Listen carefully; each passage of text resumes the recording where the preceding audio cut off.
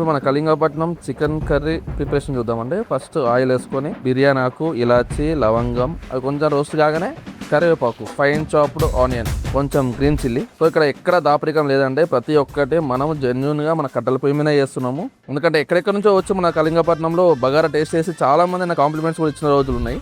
ఈ chicken curry కూడా బగారాకి set అయ్యేటట్టు కొంచెం హైలీ స్పైసెస్ మసాలాస్ తోటి ప్రతిదీ వుడ్ ఫైర్ మీద చేస్తున్నాం. మంచి గోల్డెన్ బ్రౌన్ అయిన తర్వాత జింజర్ గార్లిక్ పేస్ట్ అవన్నీ వేసేసుకుందాం. గ్యాస్ తోటి అయితే ఓన్లీ మధ్యలో మాత్రమే ఫ్రై అవుతుంటది. ఇక్కడ ఏమో చుట్టూ ఆయిల్ ఎక్కడున్నా కానీ అంచులు కూడా మనకు ఫ్రై అయితేనే ఉంటది. ఇది నెక్స్ట్ పసుపు కొంచెం బాగా కలుపుకోవాలి. ఇది జింజర్ గార్లిక్ పేస్ట్ పచ్చి వాసన పోయేంత వరకు మంచి ఫ్రై చేసుకోవాలి. మాడకుండా అడుగు అంటుకోవాలి అంతే. అప్పుడు చికెన్ వేసుకుందాం.